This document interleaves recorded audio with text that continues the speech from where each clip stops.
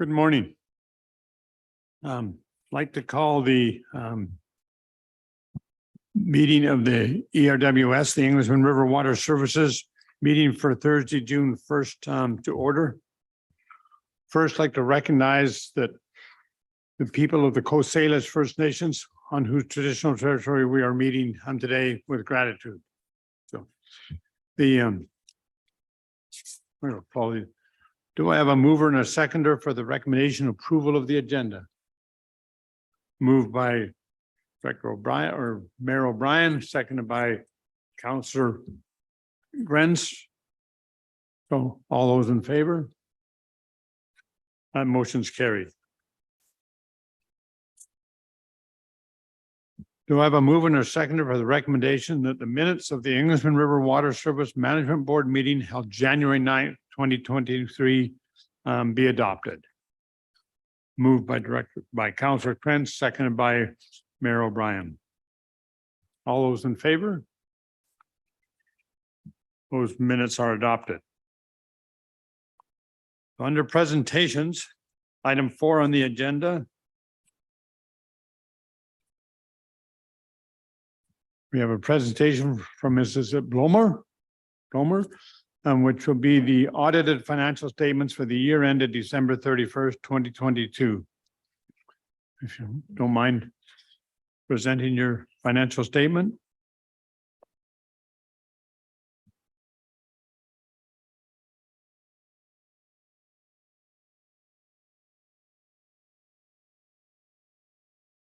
There. Yeah, thank you. I'm Louise Blomer from MNP. I'll be presenting the financial statements this year. Englishman River Water Services. I'll start with our audit findings report, which is in your package. And that just tells you that we didn't find any anomalies when we conducted our audit. It also lays out our materiality, which was 1.2 million, same as last year. We do use a secondary materiality for your expenses of $50,000. That's pretty quick. We'll move on. Our independent auditors report, which I believe you also have a draft copy, issued a clean opinion on the audit. And then moving to the audited financial statements. The first page, statement of financial position. We can see this year we have $100,000 due from joint ventures. And we have 42 million, well, nearly 43 million in tangible capital assets. There's about 198,000 in additions this year. Moving to the statement of operations and joint ventures accumulated surplus. This year, the town of Qualicum Beach, their portion was moved into the city of Parksville in the regional district of Nanaimo. You can see, so there's that column will disappear next year. You had expenses of about 1.4 million. Those are increased from last year, but still lower than budget. And you had a contribution to the reserve of $100,000 this year, which was within budget. And that leaves us with an accumulated surplus at year end of 43 million. The rest is the notes, and I'm happy to go through the notes if you would like, or if you have any questions. If you don't mind, through the notes. Okay.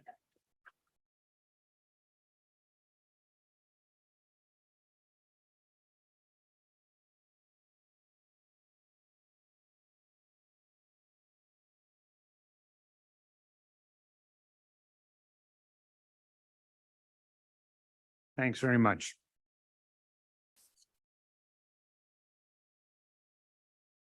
Do I have a mover or seconder for the recommendation that the Englishman River Water Service audited financial statements for the year ended be received for information? Moved by Mayor O'Brien, seconded by Councillor Krentz. And number 2, that the 22 audited financial statements be accepted as presented and approved. Councillor Krentz, Mayor O'Brien. All those in favor? That covers off both 1 and 2. Oh. Moving on to number 5, reports. Report number 1 Be Heidi Chow, City of Parksville Manager, Utilities, English River Water Services Operations Update. Ms. Chow.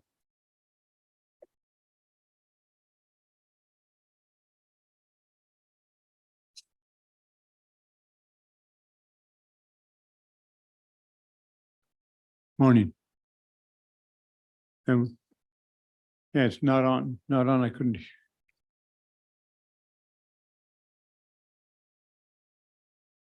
Oh, Yeah. I see. Okay, perfect. Thank you. All right, project ERWS, June 2023 update. So projects, operations and maintenance update. We'll start off with system optimization. We look into balancing and maximizing the water treatment plant even further in the winter this year. Last year, and reserve and use the well system as backup only. From that, we gain a few more percentage. To date, switching to using water treatment plant in the winter allow us to reserve the well aquifers capacity of up to 25% from our previous usage. The well system will continue to be used as our backup system. Chemical room equipment service. The chemical skid and piping are serviced by staff. Contractor are retained for specialized equipment such as sulfuric acid line and sodium hydroxide tank. Sodium hydroxide tank service and replacement will be next on our list. New sample line. It was installed for the ultraviolet analyzer. The new line eliminates the air in the line that causes faulty alarm. So that was very helpful for our operators. New actuator. They were installed on the backwash drain valve. It was deemed beneficial for removing heavy solid from ultrafiltration membrane system. That work is covered by the contractor under warranty.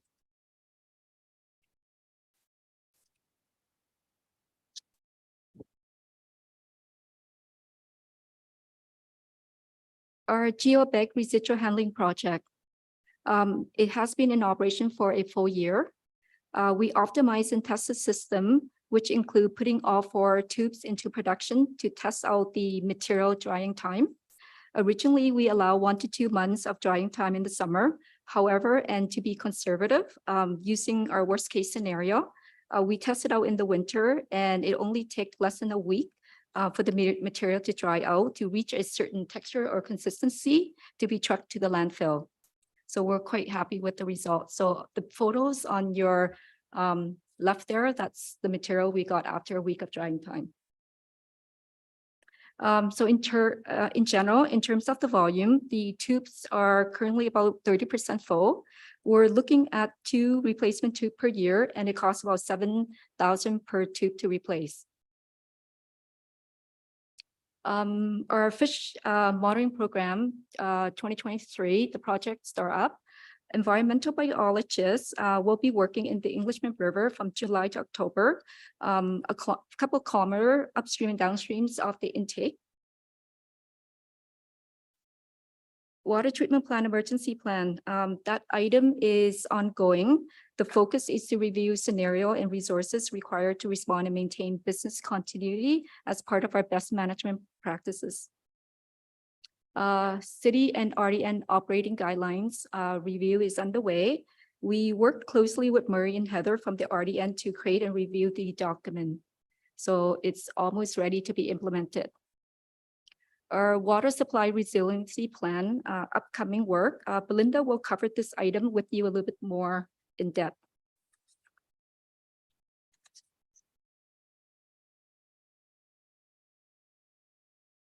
In terms of water consumption, from January to April, the water treatment plant production, or our water consumptions, is about 3,000 to 4,000 cubic meter per day.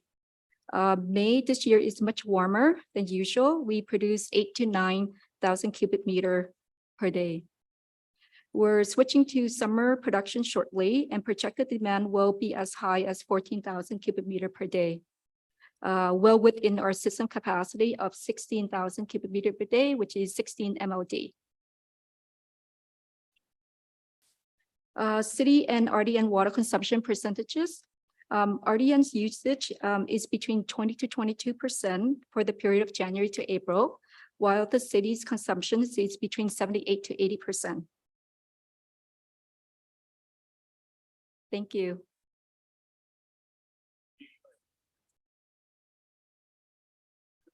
Mayor O'Brien. Thank you, and through the chair, thanks for your presentation, Heidi. Thank you. Again, just a couple questions on the, we have the fish monitoring program happening July, August 2023. Do we have a previous fish monitoring program that was done prior that we will be able to compare results with? Yep. And what year was that? Let's go back to this slide. So we have, through the chair, if I may, so we do have the 2022, it's a 5-year fish monitoring program, and we, prior to the intake bin bill, DFO require us to do a fish monitoring program. So we do have that, and the year, don't quote me on it, I think it's 2014 or so. But I could follow up to let you know the exact date. Or timeline. Sorry, but thanks, Heidi. Through the chair again, just as a follow-up. And so the last one was done just around the same time as the intake was being put installed or above the intake. Yep. In 2014. Through the chair, Right. it's before the intake was put in. So, Right. yeah, So does the DFO require more active fish monitoring projects, or is this just normal because 2014, that's almost a 10-year period that has gone in between? I would have suspected the DFO would be asking for a little bit more accurate monitoring, or is that normal? Like a 10-year gap in between? the requirement through the chair, the requirement through the Authorization Act is pre and post. So the work that we're currently carrying out is post of intake structure construction. And the pre is the study required in order to support the construction. Okay, so it's basically looking at the before and after picture. Yeah. Okay, I understand that. Thank you for that. That's it for that one. I have another question, but I'll defer to someone else first. No, go ahead. Thank you. And through the chair once again. You're talking about we're well within our capacity, even at the projected higher rates that we're going to have this summer. That you had on your yes, exactly, that graph there. Considering, I think you said that you thought that it could go as high as 14,000. Yeah, 14,000. Yeah, 14,000 is what I wrote down. That capacity that will be reached as to your calculations, is that going to be pretty well handled by our well field, pretty well by the well field? I know the Arrowsmith Dam releases at certain times, usually depending on the weather, it usually starts in late June or July to supplement anyways the well flow or the river flow. So pretty well our Springwood well field going to be able to handle the capacity consumption at the peak times. Through the Ms. chair, Jones? the well system is unable to, it have to work with the surface water, the river water that we draw in. Right. Yeah. Our strategy is using the river water or through the treatment plant as the primary source of 75% or so, and then the well would be the backup. And then if we need to reduce the draw from the river, then we can balance it with 50-50, but our strategy is to maintain it 75 and 25% split. 75% river and 25% well. That's correct. Right. Yeah. So even if the supply, like the base supply of the Englishman River runs low, because what's happening already, you know, we're entering into drought systems earlier in the season than what we're used to. So my question centers around, does our well capacity at that time of year, is it sufficient enough that if the river flow drops significantly, will the wells be able to pick up the difference? Like instead of going from a 25-75 split, will the wells be able to pick up the difference in case we are running low? In your estimation of the well, you know, like the static levels of the wells in August? Will they still have capacity? Through the chair. So our usage from the river or through the treatment plant, the amount of volume that we draw in is very minimal. For how much we release from the dam is 15%. It's negligible. So if looking back in October, where the ministry require us to drop as low as we can and use our well to supplement, we're not talking much. I mean, we're still within that 50% split of using the two sources that we have. So I don't expect or see this as an issue going into August or September of this year. Right, because as a follow-up, if I may, Chair, just because as I understand the Arrowsmith Dam is, not at capacity, right at this time, like it should be like at capacity now. And I don't think that even with the little bit of rainfall we did get in May, it's going to achieve that. I'm just concerned anyways with with our operational agreement, what we have to do to make sure that we have sufficient water to maintain that operational agreement, at the same time to maintain the higher consumption that we're going to be getting. And of course, drought brings out more, and in between the climate change and the increased growth we have, I just want to make sure that we have the resilience built into our well field if we have to fall back on that. And as I understand your strategy for doing that by doing the maintaining the aquifer of the well field during the winter months, and so that actually we had some build up there, which is probably a good idea. So we have better aquifer storage, so to speak. That's fine. That's great, Heidi. Thank you. To the chair, if I may offers, so in terms of the capacity in the dam, we are at 98%. Sorry? 98%. 98 right now? Yeah. Oh, so that's. Yeah. And we are proactively working with the ministry and DFO to reserve and protect our supply of the system of how much we will be drawing in. Yes. Yeah, that's our priority. Okay, so we're at 98 now. Yeah. Yeah, so it's better than the last time I checked. Yeah, good. Yeah. Okay, thanks, Heidi. Thanks very much. Councilor Grunts. Thank you, Chair, and through you to Heidi. Thank you for your presentation. Could you just help me understand how the relationship works with the senior levels of government in terms of correspondence, how frequently, and which ministries or departments you're working with on a regular basis? Thank you. Yeah. Through the chair, it would be Ministry of Forests, DFO, and our partners, of course. Yep, those are, and we work weekly with our partners and the ministry. Yep. Thank you. Any follow-up? No. Okay, thanks very much, Ms. Chow. And so could have a mover or seconder that the presentation from Ms. Chow regarding the English River Water Service operations update be received for information. Moved by Mayor O'Brien, second by Councillor Krantz. All those in favor? Motion's carried.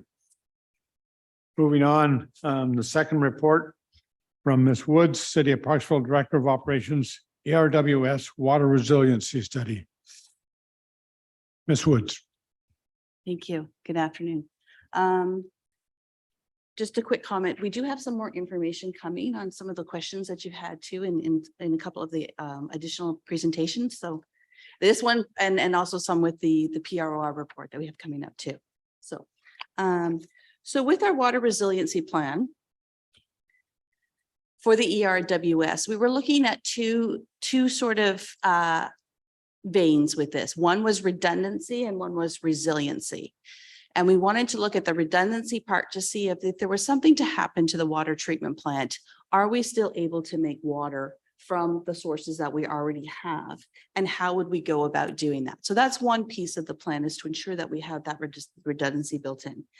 The other piece of the plan was to take a look at our old studies, have them updated with climate change, have them updated with the projection growths that we have that have changed, because it was, quite a few years ago that these things were completed. We were going to look at current sources. We were going to look at options of our wells, our reservoirs, also within the water treatment plant to move up to the 24, the 48 MLDs, and also look at other resources of supplies and storages, looking for drought and emergencies. And a part of this was the RDN. I know they're working on a climate change report as well. At the meeting on June the 9th, Director Wallace also asked us to make sure that we were looking that the assumptions did have a climate change lens view on it, population use views on it, as well as a usage, and to work on a long-term plan. With that being said, recently, the city of Parksville has a strategic plan, and a big part of their strategic plan, one component is to have a more fulsome look at some of those things that we had identified in the previous study. So instead of just reviewing the old study and updating it, we're looking at completely having a full refresh of those sorts of things. We're looking at, long-term availability, future requirements, and the objectives of those are to take a look at all of our water sources, looking at our future demands for potable water, storage options, and strategies to preserve water quality. Looking at a master plan at the end of all of this. So, I mean, there's quite a few pieces of information. We need to come up with a master plan to address risks, including our population growth, climate change, and anything else that is affecting our water system, and to engage our residents in the process. So with looking at this, the city of Parksville's strategic plan encompasses many pieces of the water resiliency plan that we had previously identified. And so staff is looking at some direction on how we want to rejig this a little bit, having this extra information and this extra avenue to do some of these things a little more fulsomely than we were expecting. With our new POR and our RFP that has just recently went out, we're looking at some of the things with the base flow, as well as, and that will be in another presentation, where we'll be looking more at the base flow through a third-party consultant and how those things are affected, and the catchment area of the dam and that as well. So in actuality, it seems to us at this point that the city of Parksville's strategic planning and management plan around water will accompany, or will actually accomplish, many of the things that have been identified here in a more fulsome way, except for the redundancy piece of it. That's still a separate entity. So staff is looking for some direction on how we would like to move forward with this, knowing that those things are going to be met through a different avenue. So we still want to keep that redundancy piece going, and we want to have the funding to make sure we keep working with VHA on how that would happen, and then eventually with the ministries. But we have some options with the extra funds that are still left in this resiliency plan, to have a couple of options of either waiting to see what the city of Parksville plan and then build upon that. We could have another option where the city of Parksville plan does not include the area news. We could use some extra funding from this to add that to that plan, so that it includes both of those things, and that's a piece of it, kind of tag on to it. We can just work on the water supply resiliency and redundancy piece of this for the RDN and Parksville for this piece, or an alternate idea that you may have. So we're just looking for a little bit of direction and clarification on what direction you want the ERWS piece of this moving forward to look like.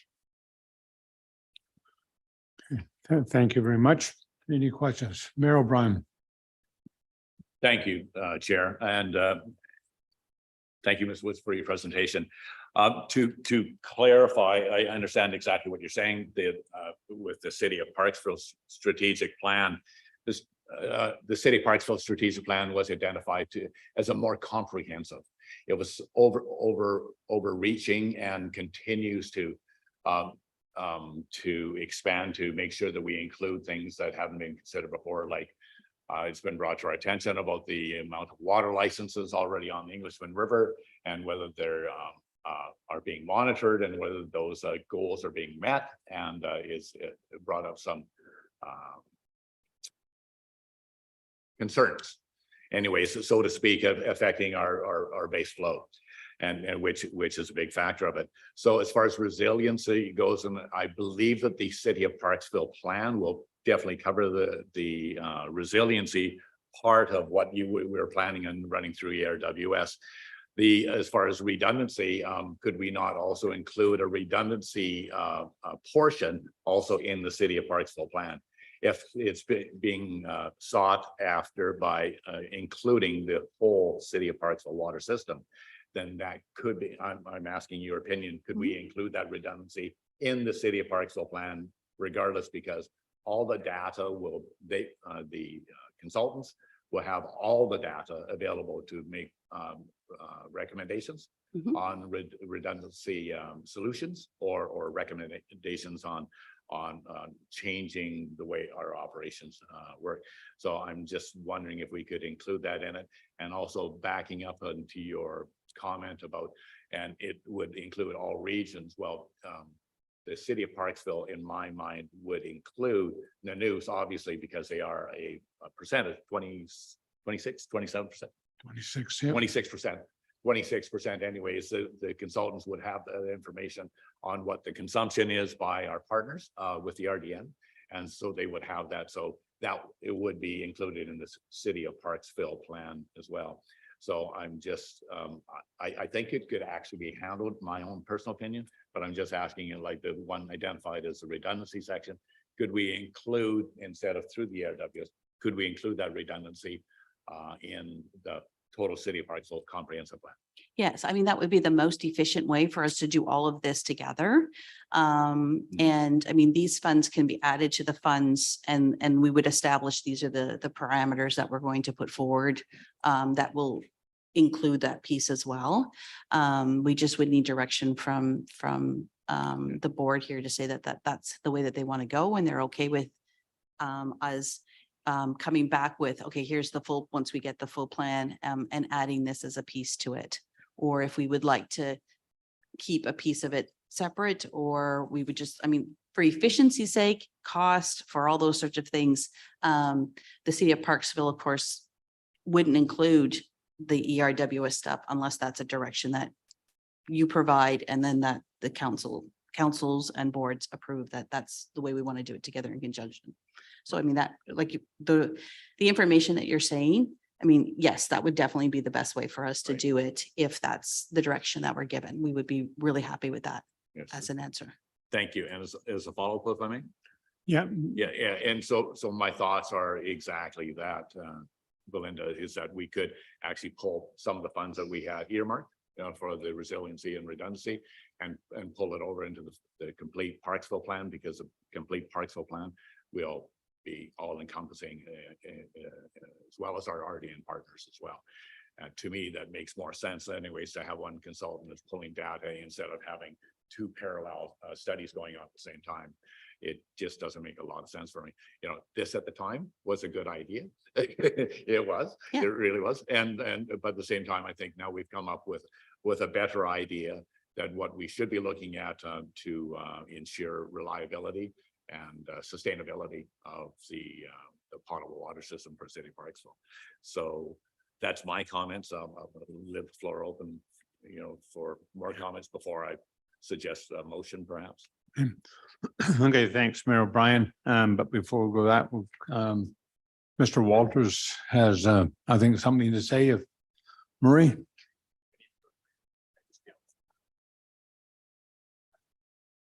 And I guess, before Murray starts, from my perspective, I'm trying to look a little more. This is the first information we received on the Parksville plan.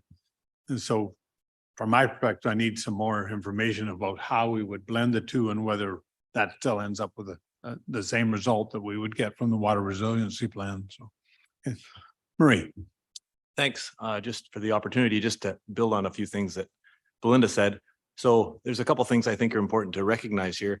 The city of Parksville has identified the need for a water master plan, which is awesome. But I think keep in mind that the work that was done before the ERWS would qualify as a city of Parksville water master plan. Like it included all the details that you're going to do again. And it was a long time ago, so it's worth doing again, particularly if you think there's changes in climate change or in your population projections, or even where you're at in the current trend of your development curve, right? So I think that previous work you'll find is as fulsome as the new work that you're going to do in the city. So it's a good baseline reference. So that's kind of the one thing I would mention. Second thing, I think Mayor O'Brien's point about, basically if it works for the city, it'll work for Nanus as a partner in this. I think that's accurate. Most of the water there is going to the city. So if it's, if you come up with a plan that's good for the city, it's more than likely probably good for us too as an operator. So that's a point that I think is valid. And the third thing, what was the third thing? Oh, the third thing was, I don't know the development scene in Parksville at all. And I don't know where you fit on the curve compared to where that original master plan set you out. But from the Nanus perspective, all of our growth has been predetermined by a phase development agreement. So the amount of development plans and that kind of thing for the Area E portion of this bigger water supply hasn't really changed. Like we need to find the new point on the map to see where we are currently on that curve, but there's been essentially no change. We were able to service this many lots with water back then, and we still have the exact same plan. We're able to service that many lots now.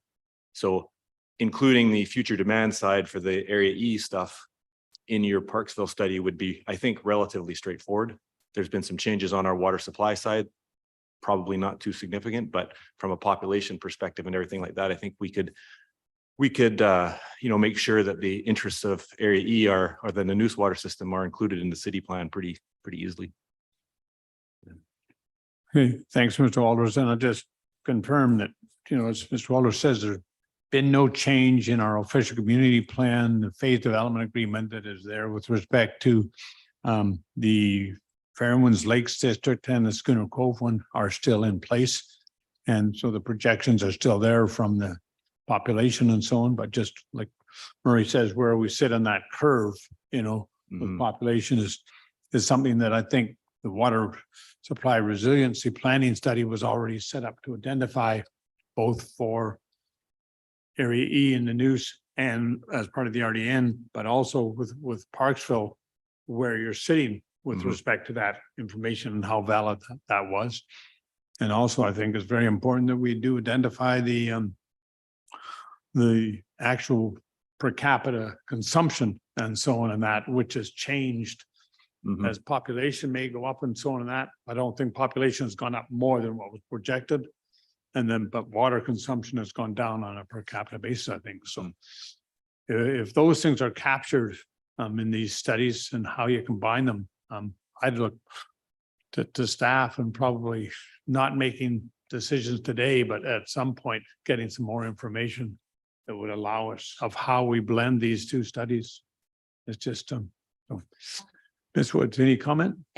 If I may, Chair, what we can do is if we can get some direction today that you'd like us to work on that, what we can do is as we're building the plan for Parksville, we can add all of this into it as well and bring it back as another report to this group to say this is where we're feeling everything aligns. Murray would work with us as well.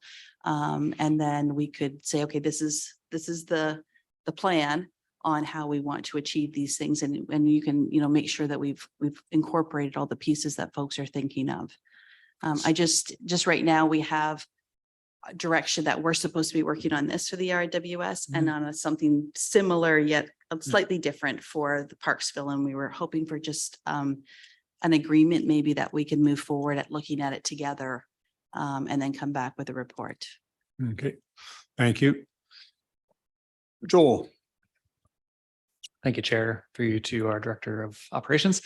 Thank you for the report. And I think I'm following what the question is here. I do wonder whether there are any cost savings to be had if if the ERWS does a bit of a joint venture with the city of Parksville in a sense on the study?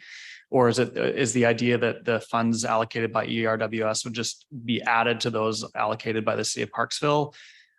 Or maybe I'll break it down a little bit differently. So is option A to defer the ERWS study until the city of Parksville study is completed and then based on that, do the next step, which is ERWS, which incorporates the broader region, or to allocate the ERWS study funds and efforts and all that to the city of Parksville somehow? Is that like option B? Am I following potential options here? Mhm. Yeah, okay. And then are there any other options that I'm missing there? So another option would be that, as staff puts together the fulsome plan of how we're going to work through this, we could look at some more assigning of costs and just keep that 125 here for now. And then when we have that sort of fulsome idea of how we're going to do that piece as well as this piece incorporate together, there definitely will be cost savings, because if we've got one person doing the report and they add in one more small area or small usage, it's not the same as asking one person to do the other whole piece of it again. So I think if I can make a request that if we could consider just asking staff to look at that and bring it back forward with both of these pieces together in mind would be a great start for us. And we could do more information. And I believe it's okay with our finances if we just let it sit for a moment until we know some more information about how that would look. And yeah, we would want to put a piece of that money into that fund, but how much of it, I'm not sure, because maybe we might be able to offset more than we're expecting with some sort of efficiencies on this. I'm not 100% sure at what that would be yet at this point. Mayor O'Brien. Thank you, Chair, and thank you to Ms. Woods and Murray for that. And back to the comments to Mr. Walters anyways regarding the participation with the RDN. Yes, I'm sure that the consultants would use a lot of your baseline information that you already have. And that's great. And as Director Rogers has indicated, a lot of those figures are still in place. Your growth analysis and projections are already in play. And I'm sure that the consultants would allow for that. I appreciate to Ms. Wood's comment about leaving the money in. I think it's pretty safe as long as Jetta is in an agreement that we can just leave the money in place exactly it is right now until after this, and with the idea that if the Parksville comprehensive plan goes through, and it may make this funding not needed, but at least it's already there. All that I'm saying is that we don't have to at this point add any more funding, to this, maybe to cover a redundancy or resilience package of that. I would suggest that would be a good move for the board to do here, to just not assign any further funding towards that, knowing in full well. As also with Mr. Walters' comments about he wasn't sure about the growth factor in the city of Parksville and what has happened. And part of the reason for this comprehensive plan is we've had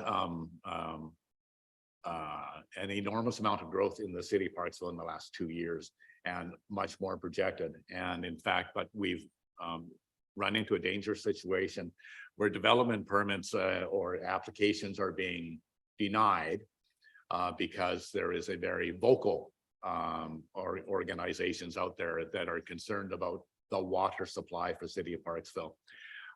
So vocal as much it's made very essential projects as far as the housing crisis goes have been shut down and not proceeding as per our OCP that is indicated where housing is preferred, and they've been shut down because of that. And the major factor is fear, and the fear is running out of water. And a lot of misinformation out there, a lot of misunderstanding about why we go into water restrictions early instead of we're merely conserving. But that's not, it is perceived as we're out of water, but that's more of an education. But at the same time, everybody knows perfectly well that, we're in a climate change event happening right now. We're in the middle of it, but we're also in the middle of a growth spurt as well. And so what I want to do is this is the right thing to do at this time, to have a study done to actually remove that doubt, to actually even maybe give suggestions on how we can increase storage in a reasonable manner or whatever manner is recommended that will allow us to help alleviate the housing crisis that is in all of Canada, but in particular here on Vancouver Island, because everybody's moving here. But at the same time, we don't have housing for our workforce, and we have to provide that. The FCM recently, Prime Minister Trudeau anyways, went on quite elaborately about the municipalities have to participate in fixing this housing crisis. We must do it, and they will supply infrastructure money that will actually back up those demands. So I think it's important. It's the right thing to do at this time. But just to answer your question, I believe the growth factor is probably the biggest driver of this right now. Thank you. Excuse me, and maybe, thanks, Mayor O'Brien. Just looking at the ERWS water resiliency plan before us, it has many of the things in there, I think, capture some of the things that you're talking about, and an updating on the base data that we have relative to what it was in 2010 to 2014 and so on. I just asked Mr. Walters whether you would see any conflict between some blending of the CRW water resiliency plan with the things on updating data, storage, sources of water, and so on. Conflicts of that with the what we know now of the Parksville plan. Whether there's any challenge from that, either Mr. Walters or Ms. Woods, just on that. I think, operationally from the RDN perspective, there's an easy answer to that because we're kind of linked at the hip on this. So if it's good for the city, it's good for us. Yeah. That's kind of where I would go with that. And I see it as a chance to save some money too, as Joel pointed out. So I think it's good. Yeah. Okay, thank you. And Ms. Woods, I understand from what you indicated that you're asking us to park this now and are you looking for a motion from the ERWS that would ask the ERWS staff as Parksville managing that operation to come back to this group and the city of Parksville with a blended report on some combination of the ERWS water resiliency plan and the city of Parksville plan? Yeah, that would be helpful if we just, had a motion that said that you're in agreement that we're going to work together on this, and that's going to fold into that we're not going to continue on our own plan for just these items. That would be great. Okay, thank you. Is there somebody who'd like to make that motion? Mayor O'Brien. Thank you, Chair. I agree that would be the best. This time, I'd like to make the motion exactly as described by Mrs. Woods. So the motion would be that staff report back to both the ERWS and Parksville with suggestions and recommendations for a combined blended review. True enough, yes. Right. Is there a seconder for that? Councillor Grins. Okay. Any other discussions, any comments from staff before we vote on that? Seeing none, all those in favor? Motion's carried. Both. Thank you very much. So is there a mover or a seconder for the recommendation that the presentation from Ms. Woods regarding the English River Water Service water resiliency study be received for information? Moved by Joel, seconded by Mayor O'Brien. All those in favor? That motion is carried unanimously. Come here. Is there any unfinished business from any directors? Seeing none, any new business? Seeing none. We have special business, and pursuant to that, we will temporarily adjourn this, recess this one. And we will come back into this, to a in-camera section. But while we're doing that, we will proceed with the Arrowsmith Water Services one with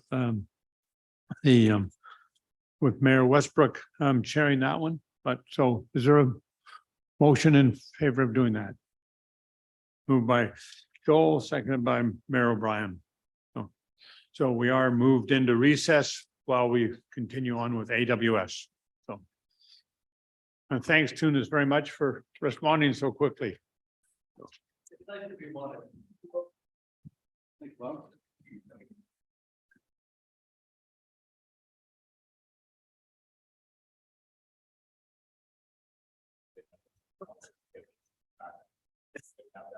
Yeah. I didn't know that Scott was not available. He didn't tell me. So I got the call from Bob and came as quick as my electric car out, town electric car could get me here. So I'll call the meeting to order. And the first, I want to notify that we're on the traditional territory of the Coast Salish people. And I ask for the approval of the agenda. Councillor, is it director or electoral chair?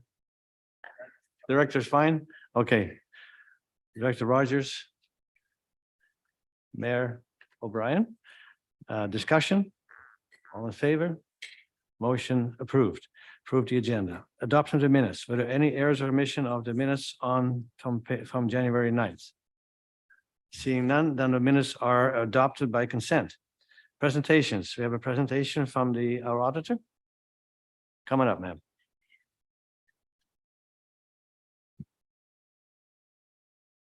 Thank you. I'm Louise Blomer from MNP. I'll start with the audit findings. The audit findings states our materiality was $200,000 for the audit, and we had a sub-materiality of $7,000 for the expenses. The audit findings just shows that we didn't find any anomalies during our audit. There were no significant matters arose during our audit procedures. It's pretty short. And then I'll go to the audited financial statements. Starting with the statement of financial position. There is a change in the due from joint ventures from nearly 460,000 to 502,000 this year. And then the tangible capital assets increased by about 6,600 from 6.5 million to 6. Wow. Really not much of a change there, only 6,000. Then moving to the statement of operations and joint ventures accumulated surplus, we can see the expenses went up about 68% from last year, from 107,000 in 2021 to 180,000 in 2022. And those were still below budget, however. There is a budgeted reserve transfer of $30,000. The actual reserve transfer was a little higher at 48,500. We ended up with a accumulated surplus, not a big change, of 6.965 million from 6.917 million in the prior year. Are there any questions? Any questions to the delegation? I have one on page 19 at the top. Due from joint ventures, and I probably should know this, but it seemed like it almost doubled from 21 to 2022. Due from joint ventures from 501 or some from 459 630 to 501 630. Yes, but in particular, what does that describe to? What's Is the that- reason? That's so during the year, there's contributions from all the joint ventures, and then comes off that the expenses, and that's just the difference at the end, the change at the end. Okay. Any other questions? There are two recommendations. We can take them both at the same time. Director Rogers. Director, are you part of this too, right? Director Grants, I'm going to give you, put your name on this. Director Grants. Any further discussion? All in favor? Motion carried unanimously. Thank you. Thank you. Thank you, ma'am. And then there's a report from Ms. Woods. I'm not sure, Ms. Woods, if you want to speak to this.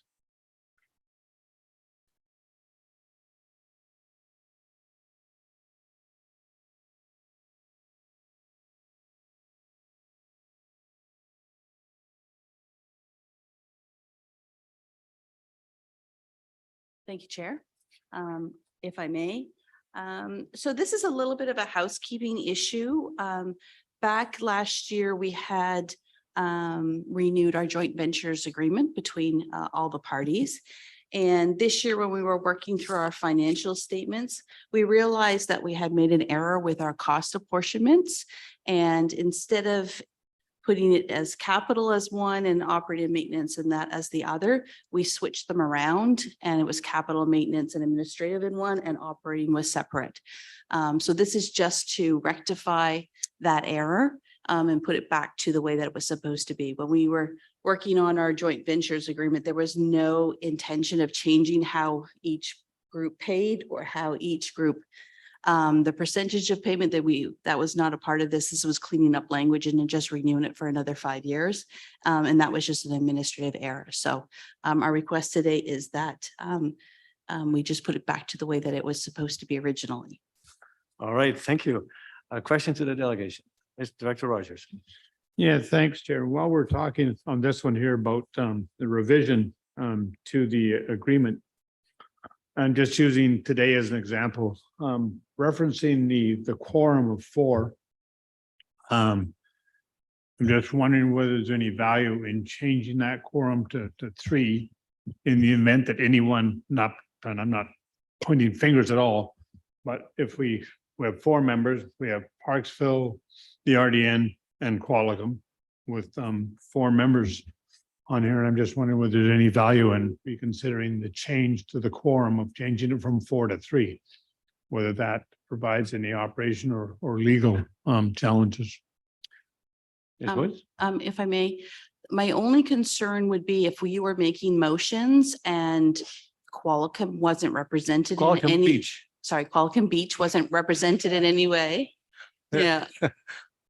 Or the RDN wasn't represented anyway. I mean, it might be different if one of the 2 members of Parksville wasn't here. That would be my only concern, that there might be some confusion or even some conflict if each party wasn't represented at the time of making either a financial decision or an infrastructure decision or something like that. That would be my only concern.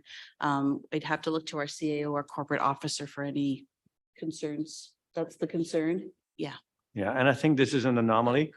And I promise to be more on the ball if my counselor can't make it, then I'll be here instead. Yeah. I don't think this ever happened before. What I would recommend is that maybe we solidify your alternates and have them listed as the alternates on our minutes and our agendas and in our reporting. So that way we have those set so that we know who to call and have that representation. And I can tell you that right now that I am appointed by the council as the alternate. So you can list me as the alternate with my Great. contact information. Yeah, and I think you have the alternate for the RDN and so on. You should have that available too. So, yeah, okay, thank you. It was just a point. So, thank you. All right, there are 3 recommendations. Would someone move the recommendations? Director O'Brien, Director Grens, discussion, all in favor? Opposed of any? Carried. Thank you, Ms. Woods. Thank you.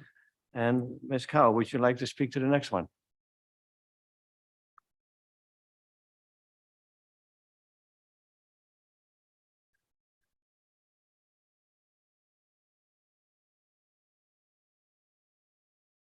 Right, so our presentations will be shorter than usual. Our focus this year is to work with the province DFO, consultant, and our partner on the Arrowsmith Dam POR update. We'll start with the update to the Arrowsmith Lake level. The white line is 2023. The reservoir filling rate and level is trending the same way as 2009 due to drought and climate change. The drought from last year extended into this year. We are seeing 30% less of rainfall than usual. However, with the snow melt in May, the reservoir is at 98% full. So great news. On average, which is the red line there, the reservoir is full around April, May, but this year we are into June and relying on the snow melt to fill our reservoir. So last year, 2022, and per the ministry's directions to supplement the Englishman River base flow, we drawn the reservoir down as low as 15%. So therefore, it took us some time to fill the Arrowsmith reservoir this year. The status of our snow pillow. The snowpack depth is currently at 250 millimeter. The snowfall in April increased the snow pillow capacity and maxed out at 1.1 meter. That put us in the average range and helped with the reservoir filling this year. Warm weather pattern in May triggered the snow melt a week or two earlier than usual. Based on that projection, we may release water from the dam a week or two earlier as well. So we're estimating to be around mid to third week of June when we release water from the dam.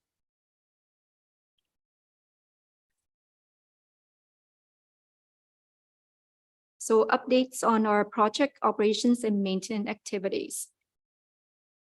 Arrowsmith Dam POR and request for proposal. Belinda will cover this item a little bit further with you.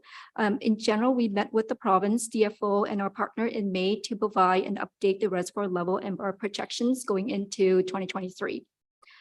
Starting June 1st, we'll post the information on our website relating to the Arrowsmith reservoir level and release rate. We have modernized our graph and overall look and feel of the presentation. So it will be the same information that we share with our authorities weekly. POR request for proposal. It was posted earlier in May and we received 2 proposals from the consultant yesterday afternoon, and Belinda will cover the cost and fundings channel with you. Hydrometric gauge. Earlier in the month, the gauge wasn't reading, it's malfunctioning. So we notified the province, and since then they have corrected the instrument. It's in working order. Arrowsmith Dam Safety Review. A draft report will be provided from Stantec this September for our review before submitting to the province, our dam safety officer. To support the dam safety review, staff completed the Arrowsmith Dam Operations Maintenance Surveillance Manual, as well as the dam emergency plan. They were submitted to the province, and the dam safety officer provided a letter of acceptance to us.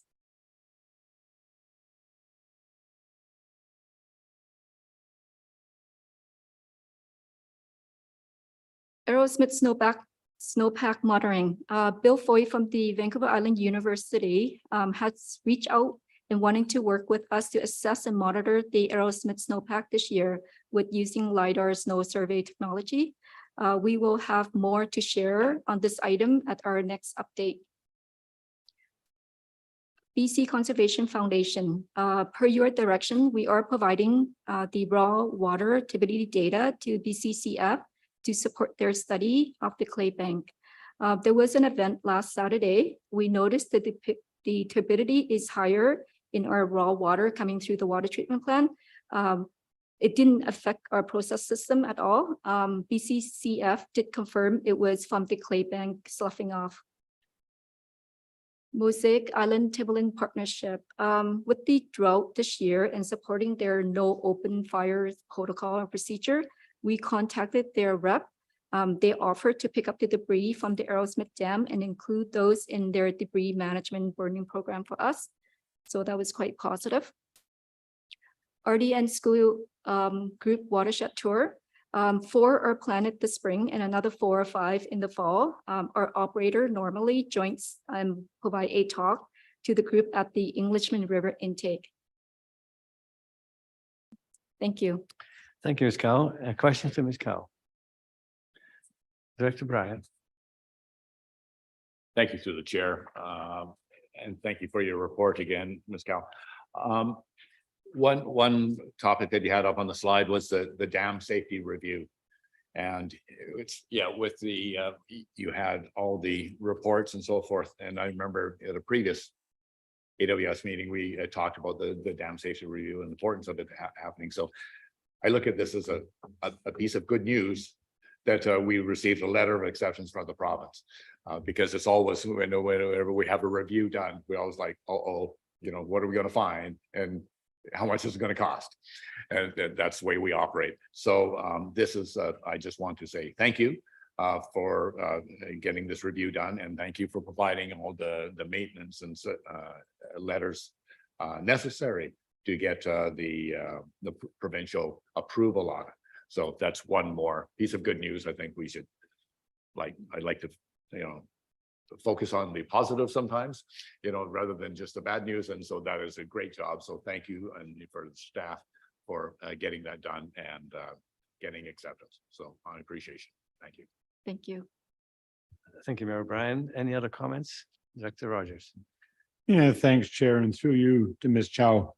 Looking at the slide that's up there now, so this, you've met with the MOF and DFO and so on, and you're going to be doing the provisional operational rule request for proposals. That is coming out for May 31st, and you're proceeding with that in the coming months. Yep. So when you met with them, and now is that going to be part of your update or part of Ms. Wood's update with respect to that meeting? So in terms of the request for, sorry, through the chair, in terms of the request through the proposal for the upcoming update of the POR, Belinda will cover that a little bit more. But in general, we met with the province in May in preparations for going into 2023. They help us lay the groundwork to the scope of work for the upcoming work as well as this year. So we are meeting, or we are providing a weekly report to the group, the Ministry of Forest, DFO, weekly of the rates and trends of the reservoir-based Englishman River base flow. And if we need to reduce the release rate from the dam, then the ministry would chime in and help us, support us with those decisions right away, as opposed to waiting till September, October. Thank you. If I might, through another follow-up one. You had on one slide there, you referenced Mosaic and your the drought management, no open fires and so on. And looking at the tours aspect down below, in separate discussions that I've had with Mosaic, they are quite interested and quite willing to invite representatives of this group, the directors and members of the AWS board and ERW board on a tour up to the dam and so on. And so I'm just wondering that is out there if members of this would and staff would want to do a tour of the dam and get up there and take a look. So sometime during the next while. So whether it's later on this spring or early July or into the fall. So they are quite interested and quite willing to have a tour using one of their vehicles and so on. They have a new tour van and so on. So anyhow, just as a information for members. Thank you, Director Rogers. I certainly would like to join you on that tour. Thank you. Any other questions to Ms. Cow? Then a motion would be appropriate to accept the report. Director O'Brien and Director Rogers, any discussion? All in favor? Opposed, if any? Carried. Thank you. Ms. Woods, you have the floor again.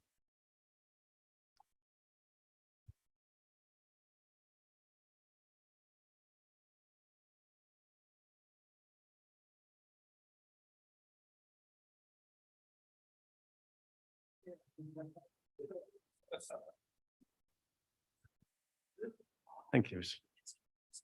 Sure, I'll take one for, thank you.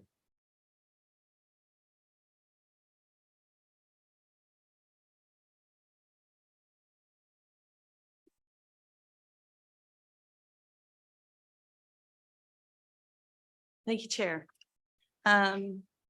So your handout is exactly what Heidi was talking about, our weekly report, and we're going to go into detail in that through our presentation today. So a part of our water service is not only just our agreement and our working together, it's also working with the ministry and the Ministry of Forests and the Fisheries Department. And so throughout the years, we've had different conditions, we have different scenarios. And I just wanted to make it aware, I'm sure you're aware, and maybe for the folks who I know are all watching, that over the many, many years of this being in place, there's been many conversations with those regulatory bodies. It's not like it's just last year we started talking to folks. This is an ongoing thing, depending on how seriousness the nature is of our water sources, depends on how much more conversations we have in each of those years. So I just wanted to make sure that it's out there that this is not a one-time thing that we've just done this past season. So just as a reminder as well, if you look at the little circled area there, our catchment area for Lake Arrowsmith is very small compared to the entire catchment area for the Englishman River.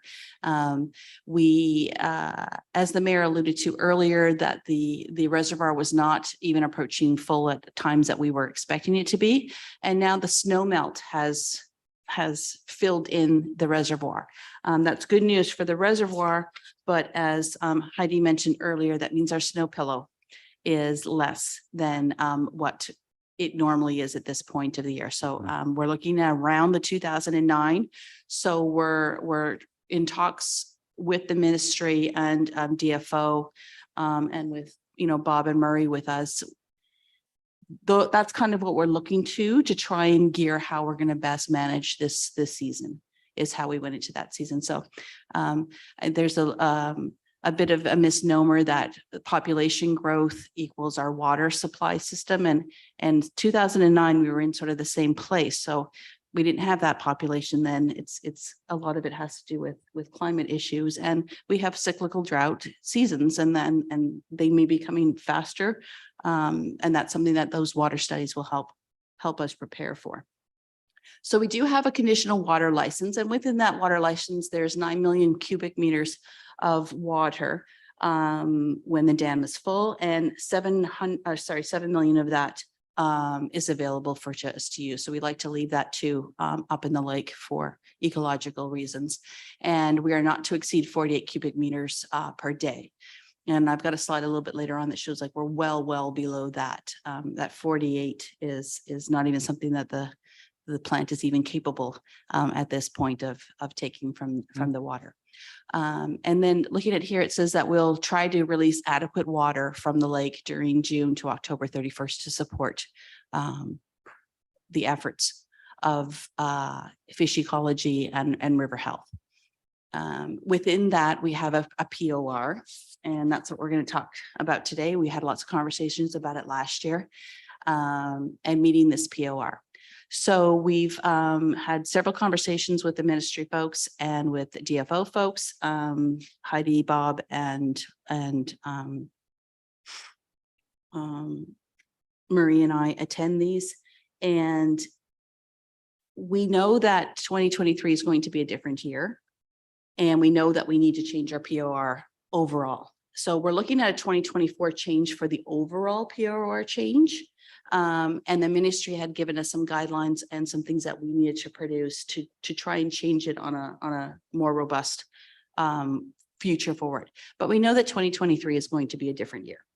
And so we've focused currently on what we're going to do with the 2023 year. And our RFP that Heidi briefly mentioned that closed was for a future study for the 2024 and so far. Number 6 is the operational rule will be revisited when the intake works are relocated. So we used to be located above, and now we're located below.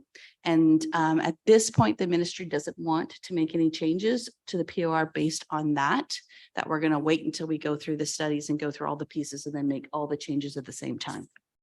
So we're still expected to have the 1.6 at the gauge, even though the gauge has moved.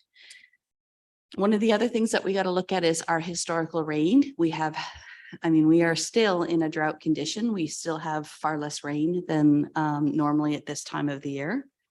And one of the things we're going to talk a lot about, and you're going to hear a lot about over this whole season, is base flow.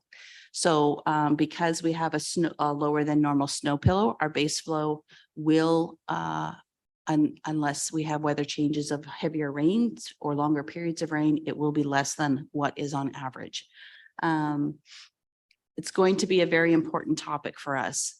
the last 2 years with the changes in heat domes, and then we had atmospheric rivers, and then we've had this prolonged drought in October. All of those things are very abnormal. And it's a challenge for us and a challenge for the ministry and DFO to come up with what should we do for a season when the season can so drastically be different. I mean, in 2022, we had a heat dome in June, which normally we don't release any water until July or in the middle of July. But then we had atmospheric rivers at the beginning of September. Last year, we had rain until the middle of July, and then in October, it was still August weather. So what we have come up with in our discussions is that a monthly report is not it's not indicative, and it's not fast enough for us to make a change that would be helpful for us to expand the ability for us to use the water as wisely as we can. We have a very small bucket of water to help the fish ecology, and we want to use it as wisely as possible. So we talked about last time about base flows and how they can change dramatically. We look from years where July that we support little, and in 2022, we supported the base flow very, very little. In previous years, July used to be our big year where we supported the base flow. And then again, last year, we were supporting the base flow into September, October, which is not something we had previously done on a regular basis. When we look at our water withdrawal, we're allowed in our permit to do the 48,000 cubic meters or 48 MLDs. Our plant only at this point is able to take 16. So we don't have the capacity to be able to take that. So, and we don't normally even take that much at this point. And it's about, like Heidi mentioned, it's only about 15% of all the water that we release from the dam is actually used in our water treatment plant. Just as a reminder, normal conditions for the dam, where at the end of the season, it looks like this. This is what it looks like every year. Our dam and our reservoir behind the dam was built to fill up and empty and fill up and empty. So I know sometimes we see photos like this and it's very concerning, but this is actually a very typical year for us. So one of the things that in our conversations with DFO is how do we present all the information? Now we have regulatory information that we need to provide. And then we want to tell the story so that we can be able to look at the information and make judgments on how much we should release and when we should release. And previously, our data has been just reams and reams of numbers. So, for example, the province has that hydrometric gauge that Heidi mentioned earlier, and that takes snippets of where the level of the water is all day long. And it goes up and down depending on evaporation and temperatures and what's come in and if it rains and if there's snow pillow and if there's contributaries or if we add water to it. There's lots of varying things. So the top right one is our hydrometric gauge. Now that can be just a ream of information that's just a number on and it's page after page after page of numbers that really doesn't tell the story as well as graph. So what we've done this year is we've put together a report summary on the left-hand side, which is all the pieces that are critical.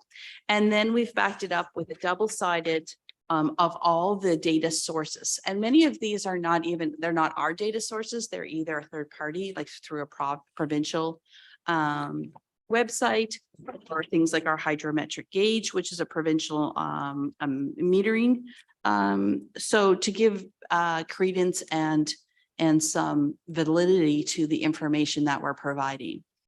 And the big graph here is all the main pieces all sort of put together onto one graph. Now, it doesn't look very fulsome at the moment because we haven't released any water yet. So that's at the bottom.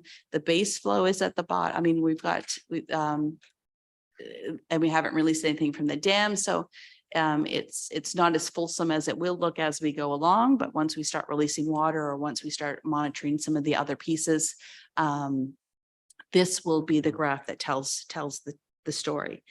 And one of the big things that we wanted to look at is all the pieces that are necessary. So we're looking at our reservoir lake level. We look at the volume of water. So when we say that the lake is at 828 meters, it's a funnel shape. So volume is really important versus how high or how low it is. Volume is more important to us. Our dam release rate, what the base flow is, what it's at the hydrometric gauge, and then what we're pulling in from the water treatment plant. And then things that are also really important is the remaining snow pillow, any sort of weekly rainfall. And then from just some recent conversations with DFO, the temperature of the water is really important. And so that's now something that we're going to add in there for their information as well. So within our comments, it's going to be a summary of all this information. So to say that if we have a current base flow of this is how much water we would have to release to get to that 1.6. We have 155 days left in the season. We only have enough to release for 30% of that unless we lower it to 1.4 or 1.1. And so we have that ability to be able to, on a weekly basis, make that adjustment with the ministry direction on what is the best way to consume this water. So we're going to provide all the information, give our statistics on this is the season, end of October, from June 1st to October 31st.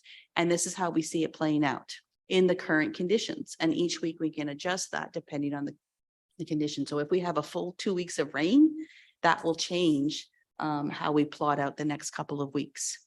And so that's, we've given that to the ministry. We haven't heard any negative feedback at this point. So we'll see how we're going through. We're going to be adding the maximum possible release dates also on our big flow chart, because that's actually really the key point is how much water we have versus how many days that we have to release it. So we believe that this is way more than our provisional operating rule asks for.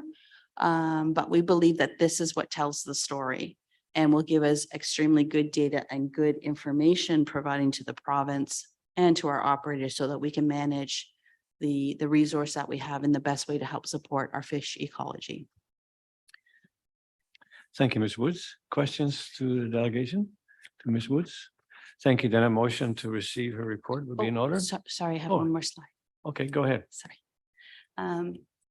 So one of the things that that was this is the 2023 season, that this is how we're going to manage it. The 2024 season and beyond, the ministry had asked us to hire consultants to provide information on the river flows, the dam situation, looking at climate change, fish ecology, things that we're not experts in. So we put out an RFP. From our initial thinking, we thought we could absorb it within our budget, in our regular amounts of money. The way that the world is right now, everything seems to take longer and is more expensive than we are anticipating. We just received the RFPs yesterday, so we haven't had a good chance to look at it, but they're looking, it's going to come in around $100,000, which is outside of our initial thinking on what this would cost. So for us to move forward to comply with the ministry and DFO moving forward with a 2024, we're going to need to hire these consultants at this amount of money as soon as we can. So I know you don't have this recommendation in there because, like I said, we just received it yesterday. So staff is looking for an additional $100,000 to retain the consultants to comply with the ministry's request of additional consultant and professional information on the information required to update the POR for 2024. Thank you. I don't think we have much of a choice than to accept and proceed with that. So a motion to approve the additional $100,000 that's required to do this PR study. Director Rogers, Mayor O'Brien, for discussion. Director Rogers. Yeah, thanks. So that's an additional 100,000. Can you just jog my memory with what we have in the AWS financial plan for 2023? Or a similar study, or for a study at all, or is there nothing in there? Sorry if I may. Go ahead.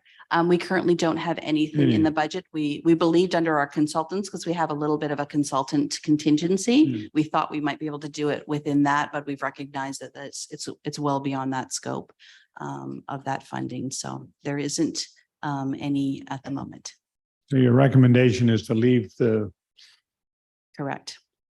contingency funding that we'd have in there alone and do an additional one with respect to Yeah, that. there's always the possibility that there might be action items or other things that come from this that we Hmm. might need to be doing. As well as it's very early in the year to use all our contingency money.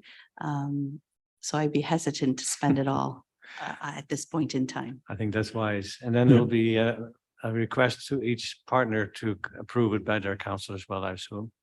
Yes, Correct. thank you. So Director Grants. Thank you, Chair, and through you to our Director of Operations. So this is a request from Ministry of Forests and DFO. If I'm not mistaken, they're not able to provide any funding for fulfillment of their request? No, so our fulfillment of creating the 1.6 as a base flow is part of our POR. And if we need that to change, that's our change that we're requesting. And so that would be something that we would need to contribute funds for. Now, we have gotten some funds to do other things like our fish monitoring program and those sorts of things, but not for this at this point, no. Further question? May I follow up, Yeah. just maybe more for curiosity and background. What is the average flow rate prior to the dam construction? Do we know that? We do. I don't have it with me at the moment, but that can certainly be provided. I Yeah, mean, because my understanding is it's actually below the yeah, 1.6 cubic meters per second. yeah, I mean, a part of the approval for building the dam and having that as a drinking water source was to help support fish ecology.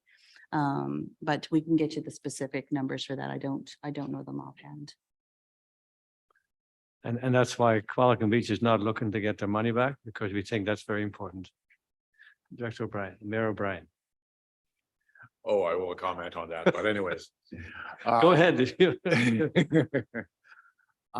So, and through the chair, through to Belinda anyways, so am I correct in for the new operation agreement? The RFP numbers are coming in at $100,000. So the $100,000 is going to be sufficient to cover off the consultant costs to present our findings on getting this new operational agreement in place. Yeah, it'll be this, oh, sorry, through the chair. Yeah, go ahead. It'll be the statistical data and the comprehensive information that we just don't have the expertise to be able to provide the ministry with. And so that should help supplement the other requests and the other information that we have to change the POR. So this is like the fish habitat, the water baseline, those sorts of things to add to the other pieces of the information that we know about our growth and what we're doing with the plant changing and those sorts of things. So it'll all be together, but this will meet that criteria. Right, and so and through the chair as a follow-up, yeah, I support this fully, and I understand the need to actually reflect what you already said is like looking at the capacity and not just looking at the days of month or how many days in the month that we have to do that. It's the capacity and how we can make that capacity last until the end of our season. And that isn't built into our current agreement.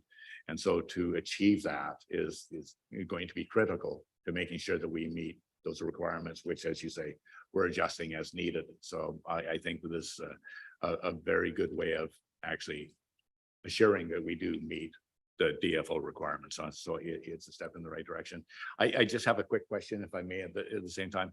You mentioned anyways that one of the main factors is controlling the temperature of the water for habitat.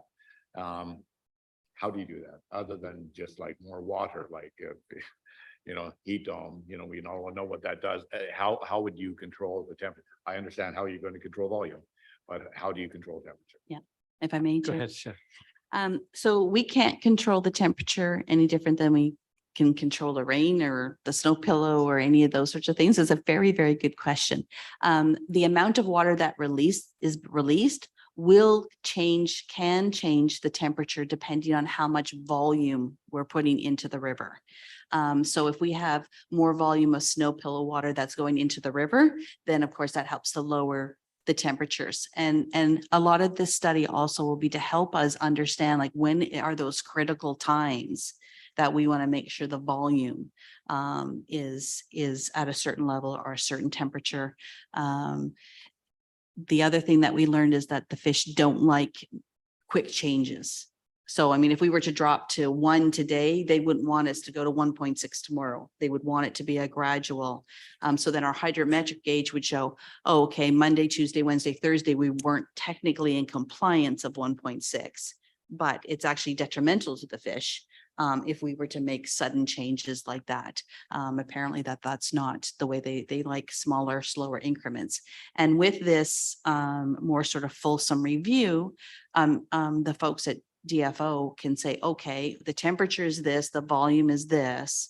And July between these two times, we're really worried about this type of salmon moving. Okay, we're going to change it for, we're going to provide you with an order for these 2 weeks that we want to do it slowly up to this point to help support that. And that's kind of where we're looking at is because we have we have a finite resource as to how best, and I think Murray mentioned it in the last thing, how best do we spend this, Bob? Yeah. How best do we spend this resource? And I think providing a more fulsome information to those folks, I mean, that's their business. I mean, their business is the fish in the water and then the river ecology, to help guide us, because a 1.6 is an arbitrary number to us. And there's a lot of other pieces that play into that 1.6 being actually effective.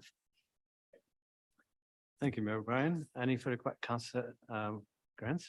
Yeah, I'm coming new to the situation, so I don't know how the negotiations went in order to create the POR in the first place. But it seems to me, just from what I'm hearing, that 85% of the benefit of the river flow is going to a different level of government, really. Essentially, like City of Parksville is not responsible for fish, as far as I understand jurisdictionally. I mean, as much as we all, of course, love fish and want to have fish in the river, but in terms of paying for those fish, is it not the DFO's responsibility? And also, of course, their jurisdictional nightmare there too, because when they're in the river, they're not federal jurisdiction, they're provincial jurisdiction. But end of the day, they're not Parksville jurisdiction or AWS jurisdiction or ERWS jurisdiction. So 15% is the water for drinking, and then 85%. Am I mistaken on this? For the fish? Is that maybe a question through to? Yeah. If I may. Chair. Yes. So this agreement, I mean, started way back in 1999, and and Bob has some great stories about how some things had come about and didn't come about over the years. What we have to look at is what our water license states and what our POR states. And it states that for us to have a water license, we have to release X number amount of water from this. And however we do that, that's our responsibility to manage doing that. So we have to meet those regulatory requirements of our license. Logically, I hear what you're saying, but we have to meet what our regulatory requirements are of our license, and that's it. And the health of the river is important for us in all sorts of ways. You wouldn't want a dead river. That's not something we would want to be pulling water from, and we would want to make sure we always have enough water to be able to pull from the river. So they're very symbiotic and very connected.